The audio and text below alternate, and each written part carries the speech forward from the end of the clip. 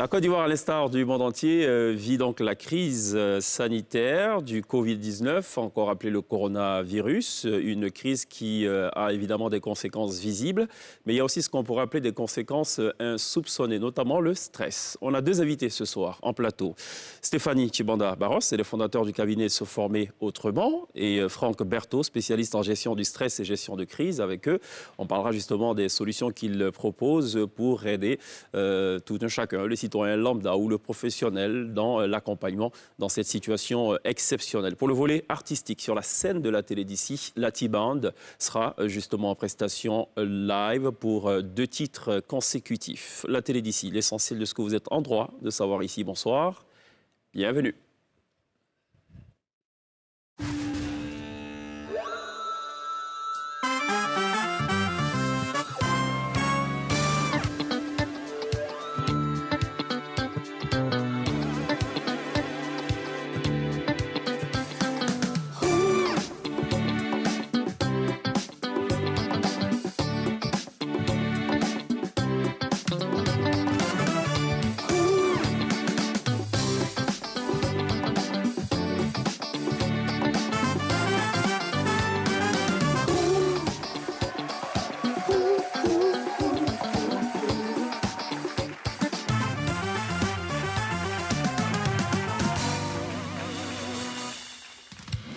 Vous faites toujours très bien de nous rejoindre dans la télé d'ici sur ANCI, la nouvelle chaîne ivoirienne. Tous les soirs, du lundi au vendredi, nous ne refaisons pas le monde, mais on aborde des questions essentielles, des questions qui vous intéressent forcément.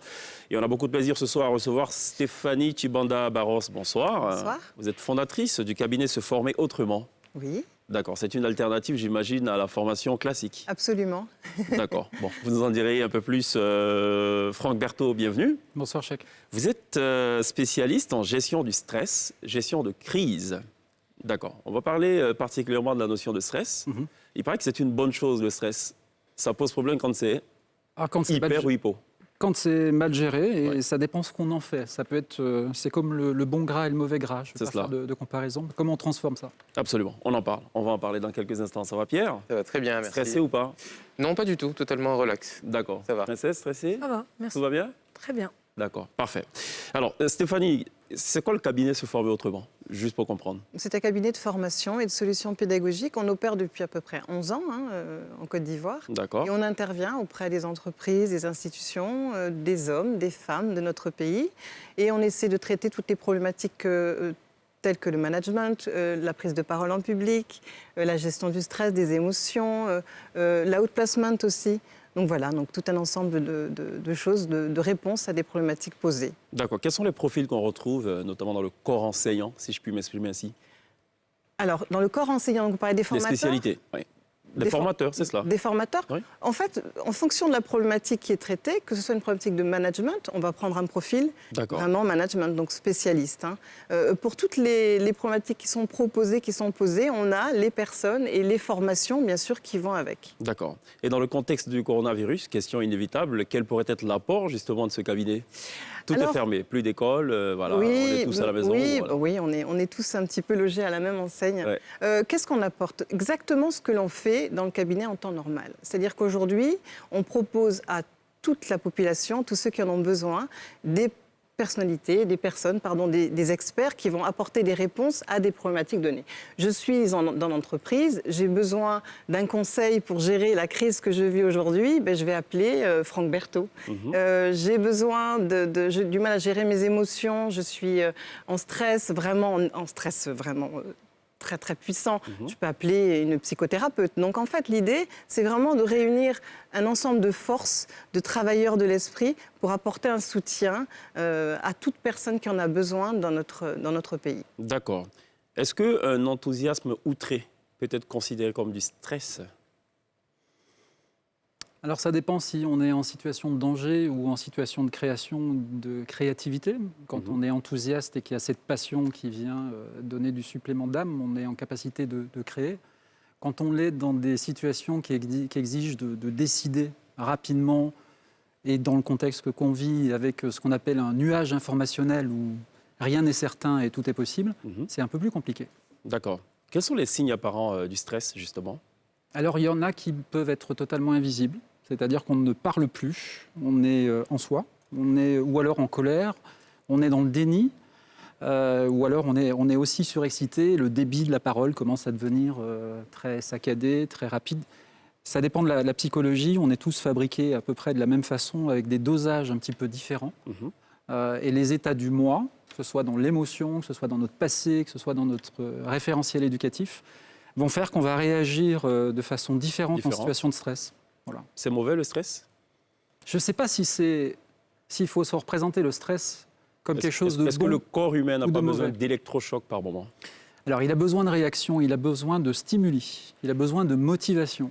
Par contre, un corps qui n'est pas équipé, un esprit qui n'est pas équipé, puisque tout est lié, avec quelque chose qui est une surdose de stress, quand on n'a pas l'habitude d'être dans des situations de crise, d'être dans des niveaux où on va devoir être extrêmement agile, très secoué, et où on est sûr de rien, c'est vrai, quand on se prend la première vague, le premier choc, c'est extrêmement compliqué. Il y a quelqu'un qu'on cite souvent dans le coaching professionnel qui s'appelle Edgar Morin, qui est un penseur, un sociologue, et qui, dans un livre sur la chrysologie qu'on utilise beaucoup en gestion de stress et en coaching professionnel, catégorise tout le monde, chacun d'entre nous, de 3 manières. Il y a les mutins qui font que, quand il y a un changement, quel qu'il soit, ne seront jamais d'accord. Ils seront toujours contre, par défaut. Ça peut être un enfant qui n'a pas encore la parole, qui tape du pied et qui dit « je ne suis pas d'accord ». Les moutons, c'est un peu plus simple à expliquer, c'est-à-dire on vous dit d'aller à droite, vous allez à droite, on vous dit d'aller à gauche, vous allez à gauche. Et les mutants, ce n'est pas un retour de Mars Attack, c'est quelque chose de très simple. Okay. Et les mutants, c'est cette agilité à dire « ok, je peux lâcher prise sur l'essentiel parce que, quelle que soit la façon dont je vais réagir, ça n'aura aucun impact pour changer la situation. Je me concentre sur quoi et qu'est-ce que je fais avec? Comment je vais apprendre? Comment je vais progresser ?» D'accord. Donc, les mutins, le mouton et le mutant. C'est ça. D'accord, c'est très bien dit. Dans le contexte justement du coronavirus, de cette crise sanitaire qui n'était pas du tout prévisible, on imagine que les cas de stress, c'est la chose la plus évidente qu'on puisse enregistrer. Alors, il y a des gens qui sont aussi étonnamment calmes et qui peut-être vont provoquer un retour de stress. Alors, peut-être qu'ils l'ont fait avant, sentant les choses arriver. Peut-être qu'ils vont le faire après. C'est comme le courage. On définit toujours le courage en disant, voilà, il ne va pas bouger face au stress, etc. Ce n'est pas vrai. Le courage, c'est on a peur avant. Parce que la peur, c'est ce qui nous relie à la réalité. Ça ne veut pas dire qu'on cultive cette peur, mais c'est la peur de l'inconnu. Donc c'est une réaction tout à fait normale. Et quand on l'a, c'est tout à fait normal, c'est plutôt un signe de santé physique et mentale. On a peur avant, on a peur après, et le courage, c'est de ne pas avoir peur pendant. D'accord. Est-ce que cette période de confinement partiel, puisqu'on n'est quand même pas dans une période de confinement total, en tout cas dans le contexte de la Côte d'Ivoire, est-ce que c'est aussi un des ingrédients qui peuvent justement produire cette sauce du stress, si je puis m'exprimer ainsi? Il y a une perte de référence. Personne n'est capable de dire, dans le monde entier, quelle que soit la sociologie où on est, quelle que soit l'implication que ça a eu, les dommages collatéraux, qu'est-ce que ce machin va devenir demain? C'est invisible, c'est nouveau. Il y a des cas qui permettent de comparer à ce qui s'est passé dans d'autres années, il y a très très longtemps.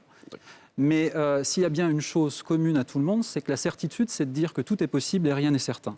Donc par rapport à ça, évidemment, il y a un impact sur la vie de tout le monde, mais il y a surtout un facteur assez psychologique, parce qu'on n'a pas de référent. Et une des choses, c'est aussi pardon de le dire sur le plateau, mais de couper aussi de temps en temps la télé et les réseaux, parce qu'il y a un moment, en absence de référence, s'il y a bien une chose qu'on doit chercher, c'est un peu de calme pour essayer de comprendre ce qui s'est passé. Il y a différents cycles dans une crise. Il y a l'étonnement, comment je la prends. Il y a une phase où je me questionne et je vais m'entourer, me rapprocher, me rassurer. Et après, qu'est-ce que je fais avec? Qu'est-ce que j'ai appris et comment je le gère? Donc, c'est aussi une histoire de processus. Évidemment que cette crise, elle génère du stress. C'est pas normal et naturel de dire où est-ce que je suis. Pour parler de la Côte d'Ivoire, est-ce que je suis en autoconfinement? Est-ce que je suis en confinement? Le confinement ou le confinage, il va où? Le confinou, il est où? Est-ce qu'il est à Yop pour parler de ce qu'on connaît ici? Est-ce qu'il est à Cocody? Tout ça, ça pose des questions. D'accord. Voilà. Avant d'arriver à Princesse, j'ai juste une question. Hier, sur le plateau de la télé d'ici, il y a 2 jours, on a évoqué les questions de violence conjugale. Et nos spécialistes, notamment un sociologue, est parvenu à établir une corrélation entre l'état d'urgence et les violences conjugales. Est-ce que le stress y est pour quelque chose dans cette affaire? Le confinement de l'espace va faire que des gens qui sont violents et qui n'ont pas évacué un certain nombre de choses, évidemment, dans une situation de stress où on se pose tout ça, va réagir. L'ensemble des statistiques qui sont aujourd'hui disponibles, sans doute Stéphanie peut en parler mieux que moi, font que en Europe, aux États-Unis, évidemment, les lignes, les téléphones verts qui sont mis à disposition, pas seulement pour les violences conjugales, pour les violences des enfants aussi, sont en augmentation de 70%. Est-ce que c'est le cas sur la Côte d'Ivoire? Je ne sais pas, mais en tout cas, probablement, quelqu'un qui est violent et qui est confiné dans un environnement, s'il est violent dans un espace libre, il sera d'autant plus violent dans un espace dans un confinement. Alors, quel type de pathologie les gens développent justement, pathologie c'est peut-être un mot un peu fort, pendant ce type d'épidémie? Alors moi, je ne suis pas thérapeute au sens psychanalyste ou surtout dans le comment. La psychanalyse est une autre science du pourquoi, mais je ne suis pas à ce point-là. Mais moi, en tout cas, pour parler de l'initiative de se former autrement et de ce qu'on reçoit comme appel quand Stéphanie nous a demandé, évidemment, on partage des valeurs et une approche de ce métier-là qui est naturelle. Donc, les gens que je reçois au téléphone, parce que je choisis de ne pas mettre l'image pour le moment, on le fait sur du webinaire, on le fait sur du conseil. Il y a 3-4 catégories. Il y a d'abord des privés. Moi, d'habitude, en temps normal, je fais plutôt de l'executive coaching et du business coaching. On prend des appels privés. Les cas d'il y a 2 semaines ne sont pas les mêmes que les cas d'aujourd'hui, puisqu'entre-temps, il s'est passé des choses. Mais en tout cas, le point commun, c'est je ne sais pas si je vais rester à la maison pendant 3 semaines avec cet entourage-là.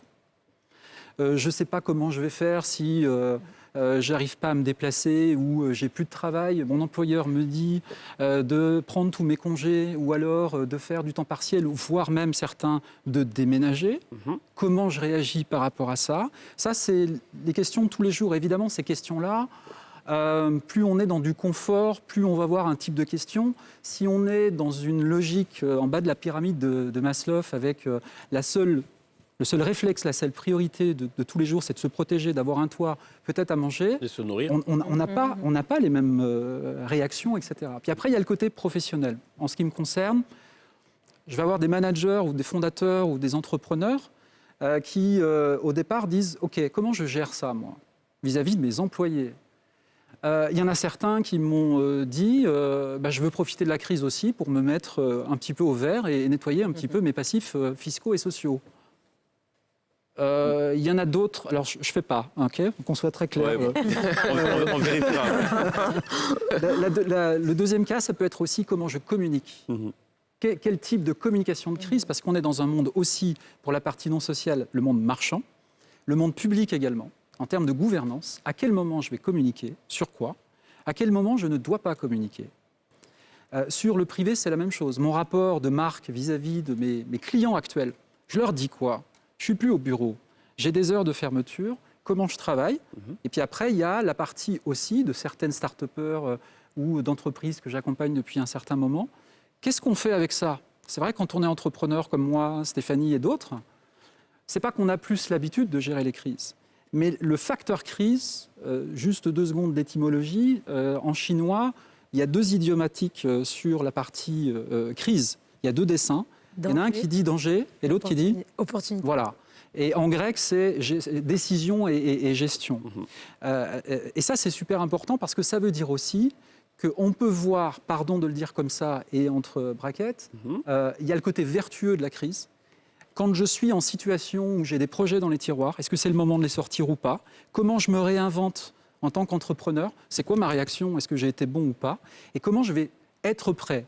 Il y a un mot en ce moment qui est en train de naître, c'est le fameux après. Est-ce qu'on est dans le après? Est-ce qu'on est dans le avant? Est-ce qu'on est dans l'entre-deux? Je ne sais pas. Ça dépend par rapport à quoi. Absolument. Et donc, comment les annonces gouvernementales suite à la pandémie ont impacté votre travail, tous les deux? Alors déjà, le travail de l'État, c'est de mettre un cadre. Et il y a un niveau régalien qui est super important, que ce soit au niveau national, c'est de dire, OK, moi, en tant qu'État, je réagis face à cette crise. Et de ce type de crise-là, il n'est pas sûr que la pandémie, la représentation de la pandémie et de la crise en Côte d'Ivoire soit à comparer vis-à-vis de celle de la Suisse ou des États-Unis. Donc, dans quoi je me situe? Quelles sont nos réalités économiques, etc. Donc, l'État fait son job, fixe un cadre, c'est son travail. Après, il y a les impacts sociaux, économiques. Si je suis chef d'entreprise et restaurateur aujourd'hui, l'impact vis-à-vis de mon activité, c'est pas la même que si je suis un importateur de matériel médical et que je suis spécialiste dans les Absolument. masques, les gants, etc. Dans le second cas, c'est même une opportunité. Alors, c'est des activités que vous menez au quotidien et qui, du coup, se transforment avec la crise. Donc, comment vous arrivez à choisir les meilleures personnes pour apporter cette réponse aujourd'hui dans ce cadre-là? Alors, dans ce cadre-là, on a lancé un appel. On a juste lancé un appel. On a des valeurs, qui sont des valeurs très fortes. On ne ferait pas ce métier si on n'avait pas ces valeurs-là. Et ce sont ces valeurs-là qui nous ont donné envie d'initier cette démarche solidaire. Donc, on la propose à des experts. Donc, quel que soit le type d'expert, je ne suis pas allée dans l'idée je te veux toi, toi, toi. J'ai dit qui voudrait se mobiliser à nos côtés et apporter un soutien aux populations. Et on a eu une vague de travailleurs de l'esprit, comme j'aime les appeler, qui ont eu envie de se mobiliser auprès de ces personnes. Donc, on les a recensés, on les a sélectionnés, bien sûr. On a regardé un petit peu si ça pouvait correspondre, parce qu'il ne faut pas non plus prendre n'importe qui, n'importe comment. Il fallait quand même des bons profils.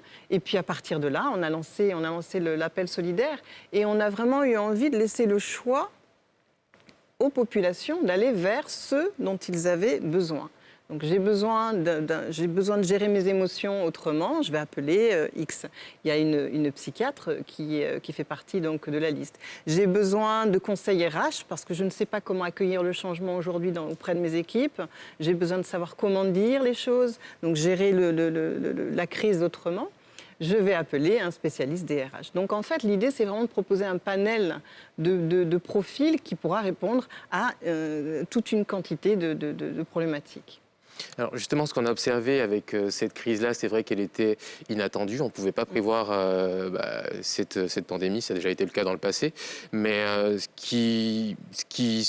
qu'on remarque, c'est qu'il y a peut-être eu des fois un manque de préparation, d'anticipation à des situations qui pourraient être complexes. Est-ce que vous constatez aujourd'hui ce manque de préparation? Est-ce qu'on devrait, dans les entreprises, pour des personnes, plus se préparer à affronter d'éventuelles situations comme celle-là? Alors, comment se préparer à quelque chose qu'on ne connaît pas? C'est difficile. Je pense que c'est vraiment pas donné. On l'a vu dans le monde entier. Personne n'était préparé à accueillir ce type de situation. Moi, je pense qu'il faut juste l'accueillir. C'est là. On ne peut pas résister à ce qui arrive. Mais en revanche, je pense entendre le cadre qui est fixé par nos autorités. Il y a un cadre qui est fixé et ça, c'est important. Il faut l'entendre. Après, bien sûr, il y a encore des inconscients qui se disent bon, je m'en fiche, je fais comme je veux. Mais encore là, je pense que c'est important de suivre un petit peu ce cadre qui est défini. Après, chaque entreprise est équipée et font appel à des spécialistes quand ils en ont besoin pour justement accueillir au mieux ce changement et avancer malgré tout. Je pense qu'on ne doit pas rester paralysé. Covid-19 n'aura pas raison de nous. Je pense qu'il faut qu'on s'adapte et qu'on puisse avancer malgré tout avec lui. Et je crois que c'est ce que fait l'État ivoirien. Je crois que c'est ce que font tous les entrepreneurs de notre pays. Dieu merci. Alors, qui appelle le plus les services? Est-ce qu'on a plus des entreprises parce qu'effectivement, il y a beaucoup plus de personnes à gérer, des situations de chômage technique ou partiel, ou alors ce sont plutôt les individus qui appellent? Alors, déjà, il faut savoir qu'on a mis à disposition un créneau. Donc, en ce qui me concerne, c'est les mardis et les jeudis de 10h à midi. Et donc, on peut répondre à peu près 3 appels. En ce qui me concerne, c'est une moyenne de 3 appels, 4 appels par session. Parce qu'en fait, on dépasse un petit peu le créneau. 30 minutes, c'est un peu juste par moment. Donc, on est jusqu'à 45 minutes à peu près. En ce qui me concerne, les questions qui sont le plus souvent revenues, c'est la gestion des émotions, c'est des questions de choix, en fait, pas forcément liées au Covid. C'est ça qui est intéressant, c'est de permettre gratuitement à des personnes de poser toutes les questions qui préoccupent. Et c'est vrai que ce moment qu'on a aujourd'hui, bon ou mauvais, permet un retour à soi et nous oblige à nous reconnecter à certaines choses. Donc, ils viennent vers nous de la même manière qu'ils viendraient en consultation pour se reconnecter à ce qu'ils sont, rechercher de la force, rechercher de la puissance, rechercher de la lumière pour pouvoir avancer avec leurs outils dans cet environnement plutôt compliqué. Mais on a de tout. Toutes les questions sont posées. Et c'est vrai que ça peut aller du professionnel très, très, très technique à des questions beaucoup plus de développement personnel, hein, donc d'émotion, de confiance en soi, d'estime de soi et de recherche de lumière en soi pour pouvoir malgré tout avancer. Alors c'est vrai qu'on ne peut pas recevoir tout le monde, donc le système d'appel téléphonique. Est-ce que de ne pas avoir quelqu'un en face de soi pour expliquer ses problèmes, parler de ses peurs, rend les choses plus faciles? Est-ce que ça augmente du coup le nombre de personnes qui cherchent à vous Alors plus facile, je ne sais pas. Pour ma part, je préfère le contact. Personnellement, je ne suis pas très outil de haute technologie. Après ça, chacun fait comme il veut. Mais culturellement, je suis comme ça et je préfère effectivement le contact, voir les personnes et pouvoir... parce qu'on a un langage qui est verbal, mais aussi non verbal. Hein. Donc, c'est important de pouvoir se voir. Aujourd'hui, au téléphone, c'est une autre approche et on s'adapte aussi à cette approche-là. Et finalement, on arrive à déceler aussi des choses en écoutant à travers la voix, les sensibilités des gens. Ça fait penser à un confessionnal, non? Je ne sais pas, pourquoi pas? Moi, je ne suis pas... Pourquoi pas hein. On est là pour ça, en fait. Quelque part, l'idée, c'est vraiment de faire en sorte que ces personnes-là se sentent bien. On est là pour leur bien-être, quelle que soit la question posée, qu'il s'agisse d'une entreprise, qu'il s'agisse d'une personne, d'un homme, d'une femme. On est là pour qu'ils se sentent mieux. Donc, si effectivement, on est là pour qu'ils se confessent, c'est bien, on les écoutera se confesser. C'est très bien. Vous parlez d'ailleurs, je pense, en sourdine aussi, de lien social à distance, qui est d'ailleurs l'une de vos spécialités, Franck Becto. Comment ça se gère, justement, dans ces situations exceptionnelles? Alors,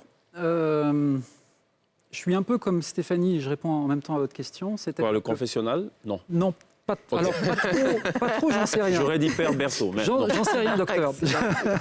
Mais ce que je veux dire par là, c'est que d'habitude, c'est vrai que, en tout cas, moi, le choix que je fais depuis une vingtaine d'années, dans la pratique, que ce soit de training, du coaching ou du consulting, sont trois disciplines pour moi complémentaires, mais les objectifs et les façons de les traiter ne sont pas les mêmes. Et quand on parle de coaching, c'est vrai que je préfère être en contact, que ce soit en séance face à face ou que ce soit en groupe, etc. etc. Aujourd'hui, on n'a pas le choix, on s'adapte. J'y vois même aussi un avantage, c'est que la concentration sonore de l'écoute, parce que c'est un métier d'écoute, fait que c'est là aussi pour nous, professionnels de cette discipline-là, on sait, en fermant ou pas les yeux, et c'est pour ça que tout à l'heure je le disais, je ne prends pas de coaching en images pour le moment, parce que j'ai besoin de ce moment de concentration sonore qui va me permettre à l'oreille, parce que j'ai été formé, parce que je le connais, parce que parfois j'ai des clients qui bougent, et moi-même je bouge, on se fait ça à distance déjà, en suivi de quelque chose, pas quand c'est une découverte. Hein. D'accord. On peut faire une découverte. Juste pour bien comprendre, puisque certainement que des téléspectateurs nous prennent en marche seulement maintenant, ceux à qui vous parlez au téléphone, ce ne sont pas que des chefs d'entreprise. Alors moi, la pratique que j'ai du coaching et de l'accompagnement professionnel, en général, dans 90% des cas, ce sont des professionnels. D'accord. Dirigeants publics, privés, entrepreneurs, start-upers, peu importe. OK. Ici, en ce moment, il y a de plus en plus de privés qui appellent, soit parce qu'ils me connaissent, soit qu'ils connaissent Stéphanie. Et il y a un moment, il y a un capital confiance. Quand on est derrière un écran, quand on est derrière, qu'il soit visuel ou sonore, je crois que ça incite, si on a fait déjà une démarche, et cette crise aide à faire cette démarche un peu plus que d'habitude. Il faut beaucoup d'humilité pour partager son intimité professionnelle ou personnelle. Absolument. Ce n'est pas donné à tout le monde. Ce premier travail, ce n'est pas nous qui le faisons. Quand il est déjà fait et qu'après on va mettre des mots MOTS sur des mots MAUX, il y a quelque chose qui va se faire. L'accompagnement professionnel, c'est une espèce de co-création. On va dessiner un chemin, un processus, un plan d'action avec un objectif qu'on va définir avec la personne. Si c'est privé, c'est privé. Personnellement, moi, je connais toutes les techniques du développement personnel, mais je les applique plus en psychologie du management, en psychologie de l'innovation, sur des terrains beaucoup plus professionnels. D'accord. Donc aujourd'hui, c'est par défaut peut-être un peu plus ce qu'on me demande. D'accord. Jusque-là, j'ai failli dire clients, mais bon, on ne peut pas parler de clients dans ce contexte de Covid, pour l'instant, non? Aujourd'hui, je considère que ce n'est pas des clients, parce que l'activité commerciale, pour moi, aujourd'hui, 50% de mon temps, c'est des activités de soutien sociaux sur SFA. Je vais citer deux noms, pardon, j'en profite, mes chouchous de Etudesk, qui sont une des rares startups de online en Côte d'Ivoire et qui pratiquent justement ce training à distance. D'accord. Et la fondation Noé, avec qui on accompagne une initiative qui est Yes We Care. Voilà, c'est dit. C'est 50% de temps social. C'est du social business, parce que ça doit rester professionnel. Mais ce n'est pas forcément des... Ma question est de savoir les mots MAUX que vous traitez avec vos mots MOTS sont de quelle nature le plus souvent? Ce qui revient le plus souvent. Perte de chiffre d'affaires. D'accord. Perte de confiance. J'y comprends plus rien. Il y a des gens qui paniquent en disant quand est-ce que je peux prendre l'avion pour, et quelle que soit la nationalité, soit aller me réfugier, etc., pensant qu'ailleurs c'est peut-être mieux qu'ici. C'est pas dit. Qui ne pensent pas forcément aux conséquences du transport. Alors aujourd'hui, la question ne se pose plus. Et puis peut-être des gens qui sont dans la perte de confiance. D'accord, très bien. Je propose qu'on marque une pause. On revient tout à l'heure à nos échanges. On marque une courte pause de quelques secondes. On revient juste après.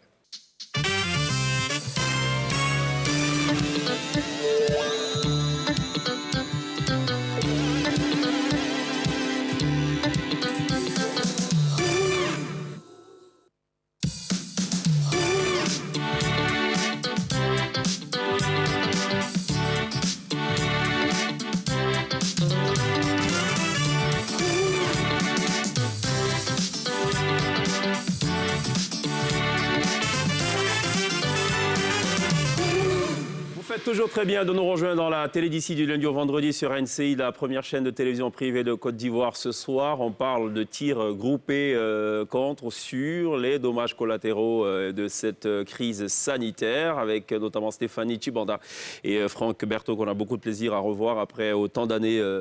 Il a disparu des écrans radars. Enfin, on y revient certainement. Juste une petite pause pour parler de l'actu d'ici avec notamment cette annonce du gouvernement qui va pourvoir à la disponibilité et à la gratuité des masques. Le Premier ministre Amadou Gon Coulibaly qui a indiqué donc hier lors du point de presse qui était d'ailleurs très attendu que le gouvernement travaille à assurer la disponibilité et la gratuité des masques.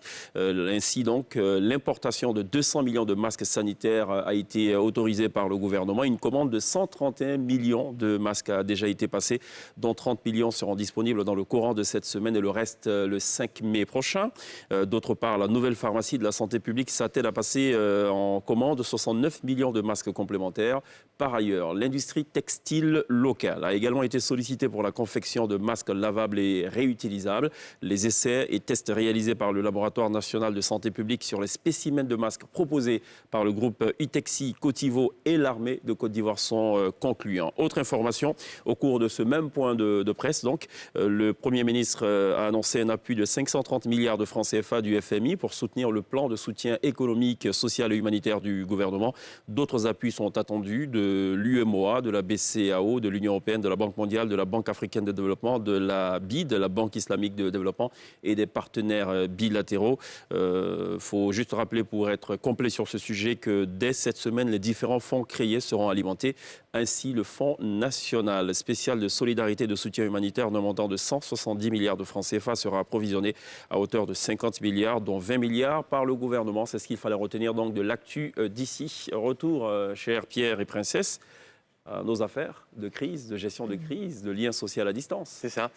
En parlant de lien social à distance, je pense que peut-être qu'une des choses qui revient, c'est sûrement la peur de la séparation sur le long terme. Je sais qu'il y a énormément de familles qui sont séparées, enfin, dans d'autres pays. Est-ce que c'est une des questions qu'on vous pose aussi, de savoir comment entretenir ce... Alors moi, j'ai eu 2-3 appels sur ce sujet, et pour des raisons familiales, de regroupement, parce que des personnes qui sont soit en transit, soit qui avaient prévu de se déplacer et de rejoindre des parents qui sont plus âgés et qui sont dans des pays où la crise se passe plus ou moins bien. Donc il y a ça qui revient. Après, il y a des voyages professionnels. Après, il y a des obligations qui font qu'on ne peut pas se déplacer, donc ça s'impose à soi. Et puis des personnes qui, on en parlait un tout petit peu tout à l'heure, passer un mois de pseudo-confinement, ça dépend comment on le gère à chacun de son niveau et qu'on a des activités. Des personnes qui disent, moi je peux, parce qu'on gère tout à distance par des outils plus ou moins digitaux, je peux le faire de l'extérieur pourvu que les frontières se réouvrent rapidement, parce que j'en peux plus. Voilà. Alors justement, comment on emmène une personne à accepter que la situation est complexe, qu'elle n'a pas les moyens de la gérer comme elle veut et de laisser passer en fait la tempête jusqu'à avoir les beaux jours qui reviennent? Le maître mot, c'est le discernement.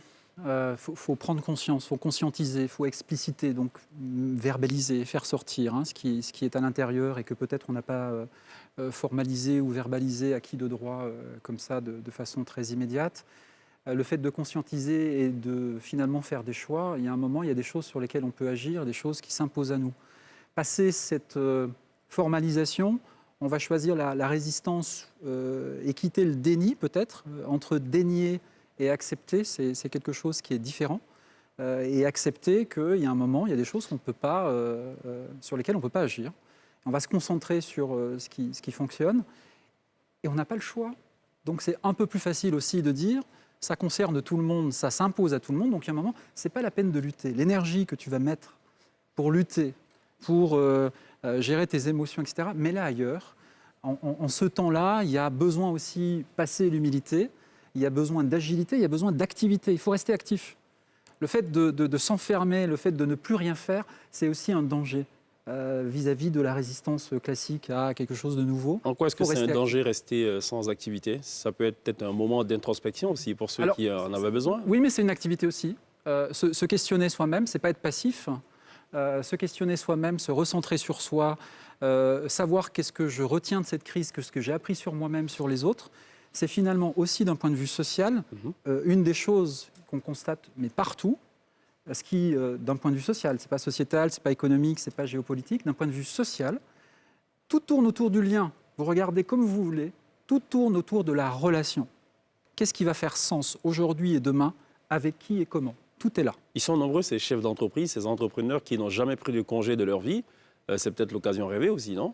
Tant mieux pour eux, oui. Parce qu'il y a un moment, on redécouvre aussi que c'est pas mal de faire planter du basilic sur son balcon, que c'est pas mal de faire les devoirs, alors ça dépend tout le temps ou pas avec les enfants, que c'est pas mal d'avoir du temps pour lire, que c'est pas mal de peut-être pas se réveiller aussitôt que d'habitude, que c'est pas mal de se laisser surprendre par l'inattendu et par l'imprévu. Vous parliez tout à l'heure, vous avez utilisé un terme très intéressant, travailleur de l'esprit. Cheick parlait justement de confessionnal.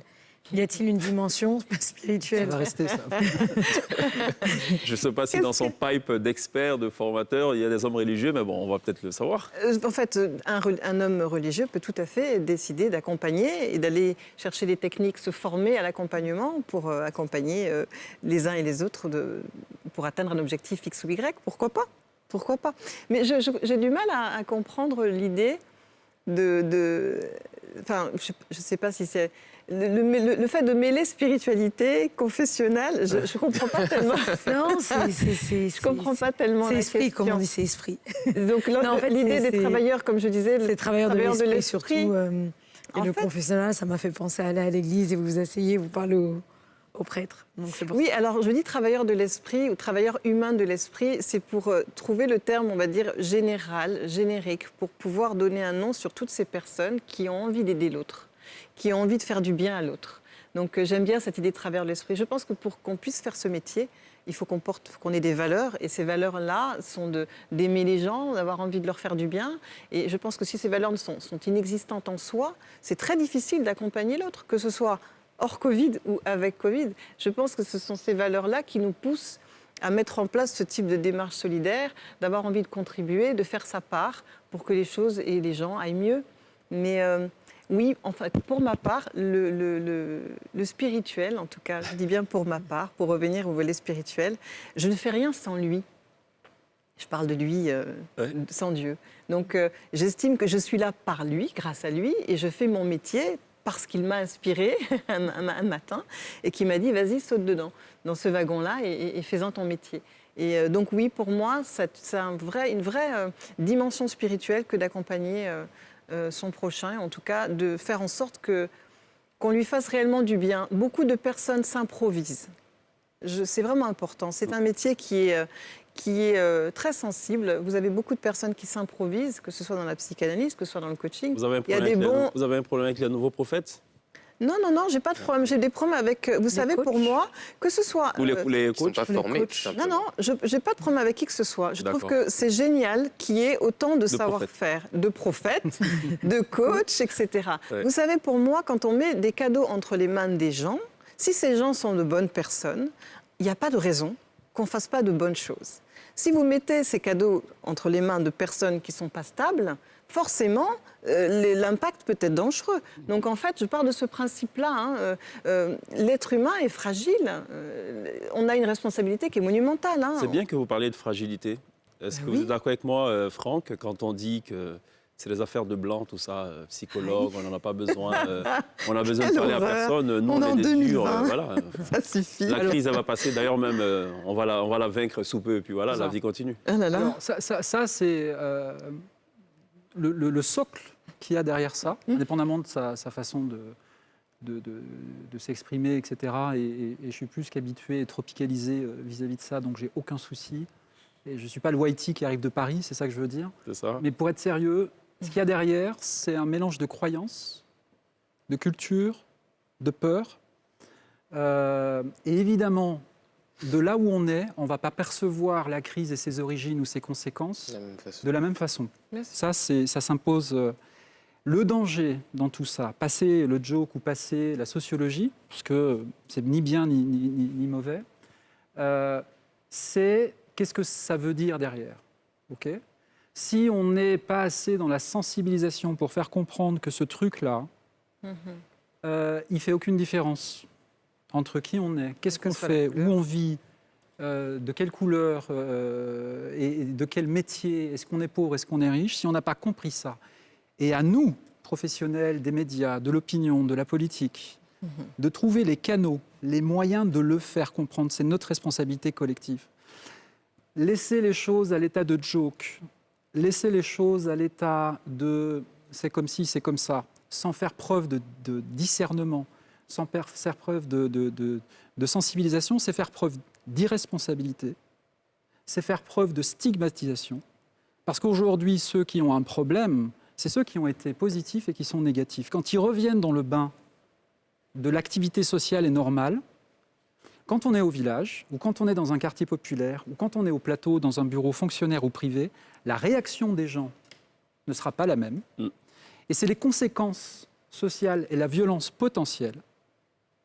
On l'a déjà vu sur d'autres temps dans ce pays, avec d'autres, stimuli. La violence peut être très bête et partir d'un joke, partir d'une croyance. Et c'est les dégâts collatéraux qui sont importants. Donc pour moi, c'est le fond du truc. Après, chacun gère comme il veut. Moi, en ce qui me concerne, je n'ai pas de souci par rapport à ça. Pour moi, ce n'est pas un truc de blanc. C'est quelque chose qui est tout à fait pragmatique. Et en ces temps-là, il faut qu'on sensibilise. Il y a 3 ans, 4 ans, on aurait passé plus de temps à dire le fake news n'existe pas. Aujourd'hui, on se bat contre ces fake news, ces intox, ces complots, ces machins, ces trucs, parce que justement, la vraie information, celle qui fait qu'on a du sourcing, de double-check, etc., est dépassée par du bruit.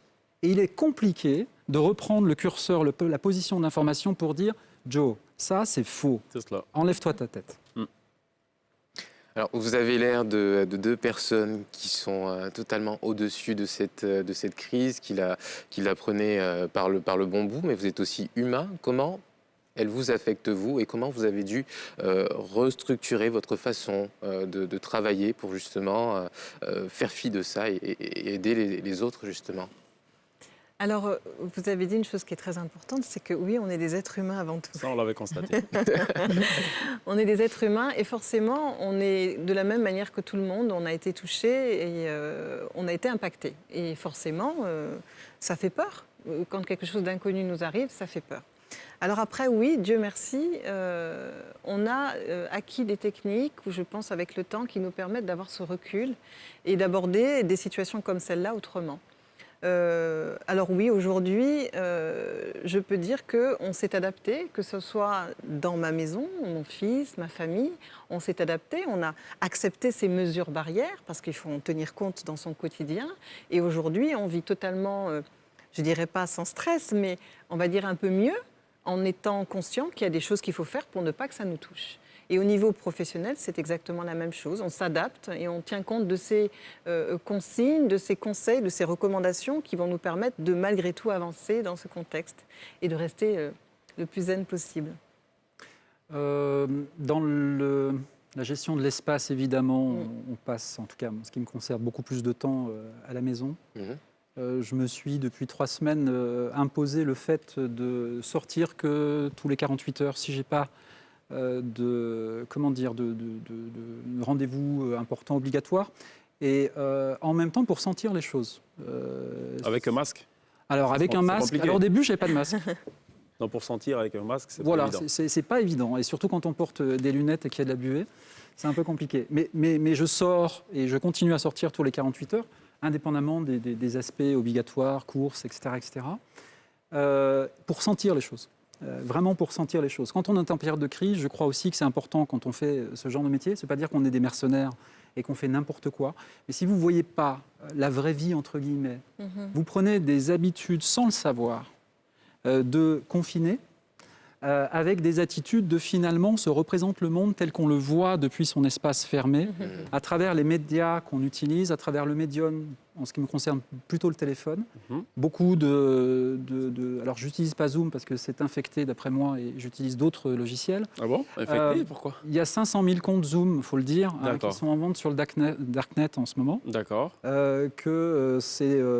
a été avant le Covid un des outils qui est infesté par un malware dont j'ai oublié le nom. Et désolé les gars de Zoom, c'est pas contre vous, mais en ce moment il y a un problème sur ce type de support. Il y a d'autres outils qui existent, gratuits ou pas gratuits. Donc voilà. Et j'ai perdu le fil, donc voilà. Voilà, toutes les 48 heures, juste pour sentir. Voilà, toutes les 48 heures. Après, moi, au niveau familial, je suis à distance. Mes filles sont assez grandes et vivent avec leur maman en France, donc on se parle peut-être un peu plus parce qu'elles sont confinées de façon là. C'est le bon côté de la crise. Beaucoup plus radicale. Et puis voilà. Alors ça, c'est intéressant, sortir et sentir les choses. Ouais. Je pense qu'on l'a tous constaté. Il y a une semaine, 2 semaines, il y avait beaucoup moins de circulation, beaucoup moins de personnes dehors. Ça revient. Est-ce que vous constatez aussi que ça revient et comment vous l'expliquez? Est-ce que ça veut dire que les gens ont beaucoup plus confiance dans les nouvelles mesures qui sont prises ou alors on est tout simplement fatigué de rester à la maison, on a envie de repartir? Moi, j'ai constaté la même chose que vous. Il y a une semaine, j'étais un peu paumé. Ce qui m'a paumé un peu, je ne vais pas faire de clichés, mais il y a un moment, j'aimais bien mes habitudes d'aller prendre un café et déguster un croissant, etc. Donc là, c'est très cliché. Et je ne peux plus le faire. Ouais. Donc là, on se dit, tiens, il y a un truc qui se passe, parce que là, c'est nous, hein, c'est vous, etc. Il y a à peu près une semaine, je me dis, je vais aller chez le coiffeur. Est-ce qu'il est ouvert? Comment je vais y aller? Est-ce que lui aura un masque? Est-ce que moi, j'aurai un masque? C'est-à-dire que... Viens chez nous, viens nous. Ah non, moi, je ne fais pas venir le coiffeur chez moi. Ça, Dans les questions qu'on se pose. Mais vous voyez ce que je veux dire, pour les dames et pour les femmes, pour les ongles, etc., il y a beaucoup de choses qui se posent. Et je vois, comme vous, depuis 3-4 jours, là, que dans 1 ou 2 quartiers, que ce soit d'un côté ou de l'autre du pont, où j'ai mes 2 bureaux, je trouve que la circulation revient très fort. Et ça me pose question. Je ne sais pas pourquoi. Et j'ai peur qu'on soit dans un temps de relâchement. D'accord. Alors qu'il faut être dans un temps de Vous concentration. avez le même sentiment, Stéphanie? Relâchement ou pas? Relâchement, oui. En fait, en revanche, je ne comprends pas. Pour répondre à votre question, je ne comprends pas qu'il y ait ce relâchement. On reste dans une situation qui est quand même grave et on ne peut pas se permettre non plus de trop relâcher. Je pense qu'il faut quand même rester très concentré et respecter les consignes qui sont données. Donc sortir pour le pur Ok, on va peut-être y revenir. Marquons une courte pause. On se retrouve dans quelques petites secondes seulement pour la suite de nos échanges.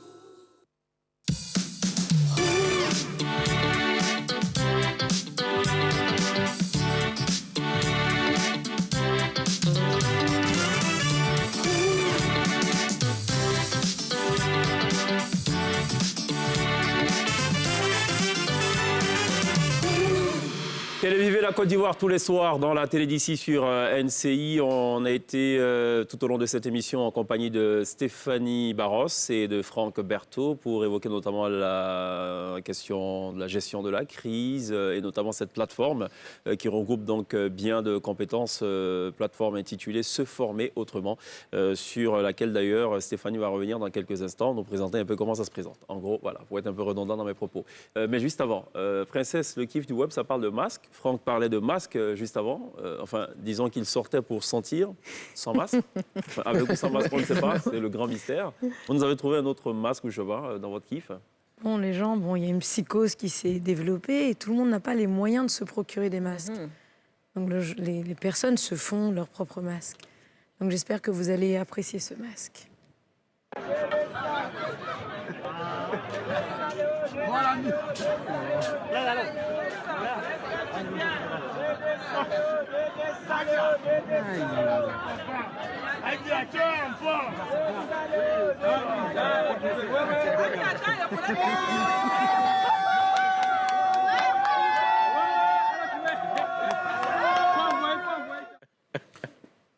Voilà, on fait avec ce qu'on a.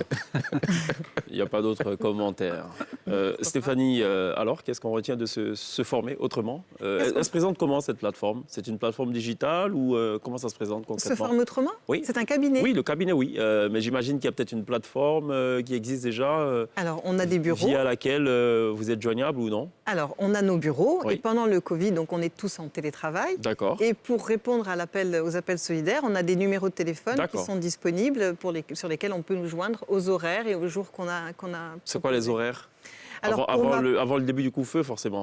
Au téléphone, c'est à tout moment, hein, donc même après le couvre-feu. Mais pour ma part, c'est de 10h à midi, les mardis et les jeudis. D'accord, ok. Voilà. Très bien, ok, d'accord. Franck, on retient quoi de cette affaire? On retient que ça nous met tous au même niveau, que ça appelle à beaucoup d'humilité, que ce n'est pas une petite affaire, qu'il ne faut pas la sous-estimer. Il vaut mieux se préparer au pire et finalement être ridicule en ayant surestimé les choses plutôt qu'être dépassé. Et puis, c'est aussi le moment de faire le point et puis d'avancer parce que tout ça a aussi un côté positif. Il faut regarder le message que ce petit machin nous envoie et puis essayer de lui montrer que finalement, non seulement on n'a pas peur, mais qu'avec ça, on va fabriquer des choses et être constructif. Vous avez bon espoir alors? Oui. Ça va s'arranger d'ici une semaine, 2 semaines, 1 mois? Alors, il y a un monsieur qui s'appelle Henri Kissinger qui dit « Je ne suis pas disponible la semaine prochaine. S'il y a une crise, mon agenda est plein. » D'accord, très bien. Bon. Feu Henri Kissinger. On va marquer une dernière pause. Juste derrière, la T-Band sera en attraction live sur la scène de la télé d'ici. On se retrouve dans quelques instants.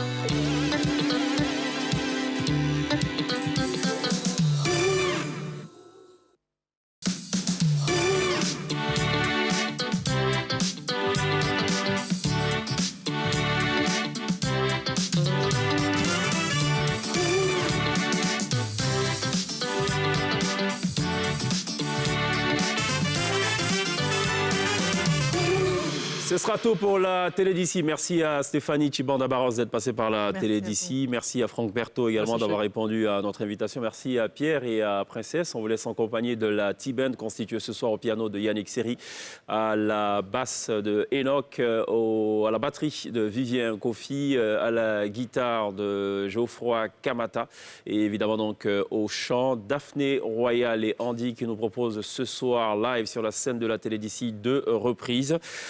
Don't Know Why de Norah Jones et Shape of You de Ed Sheeran. On se retrouve demain. D'ici là, take care. La T-Band right now.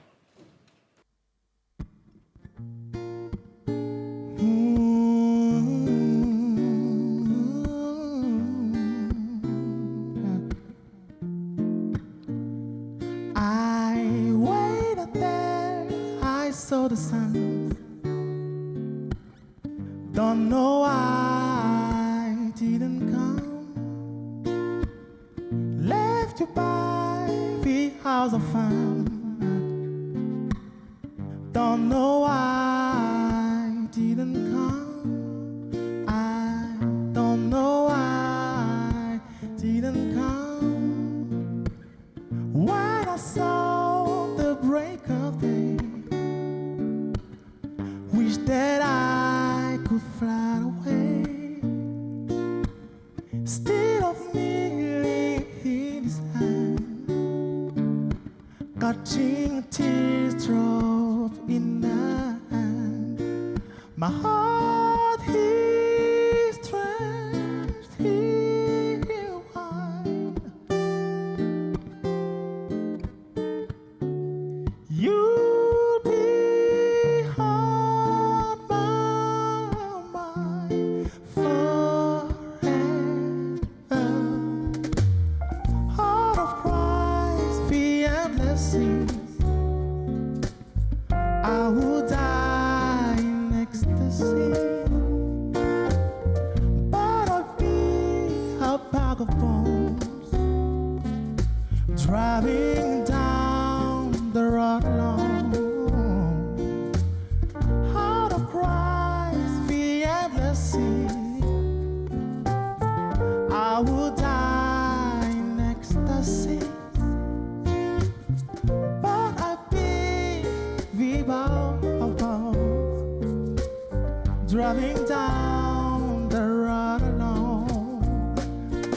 My heart is stretched here wide.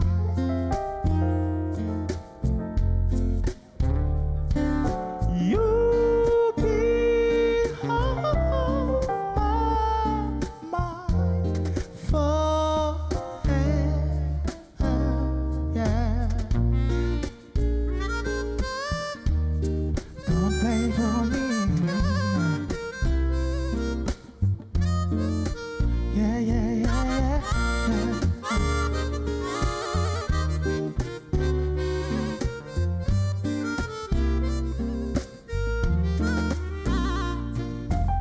Something has to make you run. Don't know why I didn't come. Be as empty as the drum. Don't know why I didn't come.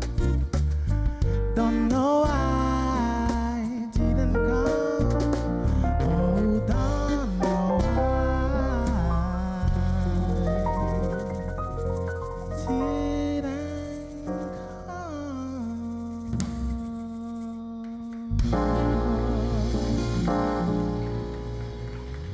Merci.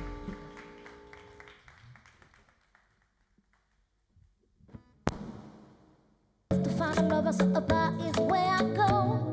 Me and my friend at the table, drink a shot, and we talk slow.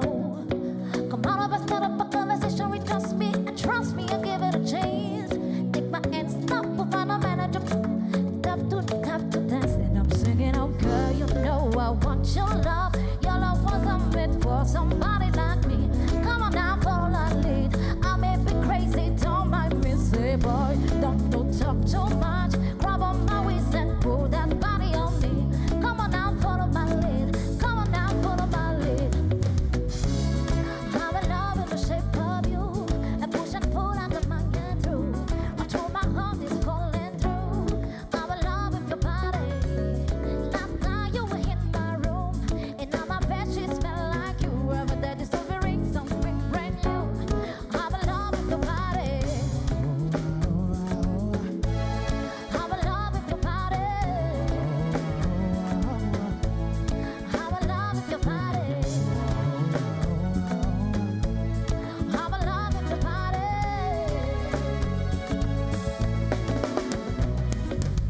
We can let the story begin. We come out of the first day. You and me, I'm just a you gone. You can hit me by my back and put out a blade. We don't I first win so our family doing okay. Live Canada taxi, kiss on the backseat, and a driver, radio play. Girl, you know I want your love. Your love wasn't meant for somebody like me. Come on now, follow my lead. I may be crazy, don't mind me, say boy. Let me talk too much. Grab on my waist and put that body on me. Come on now, follow my lead. Come on now, follow my lead. I'm in love with the shape of you, and push and pull and the man get through. Until my heart is falling through. I'm in love with your body. Last night you were in my room, and now my bed just smell like you. Every day discovering something brand new. I'm in love with your body. I'm in love with your body.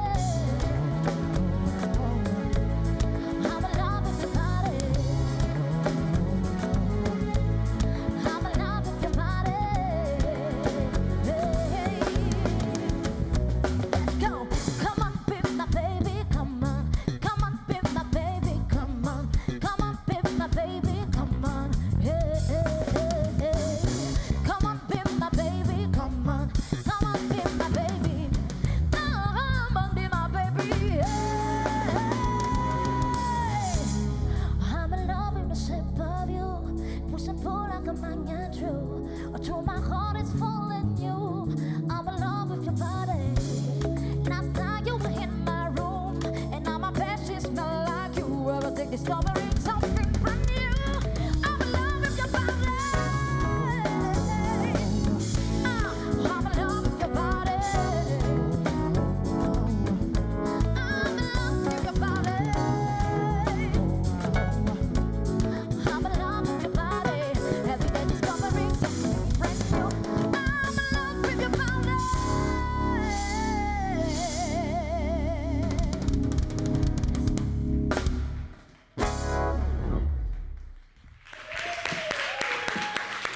Bravo, good job. La T-Band.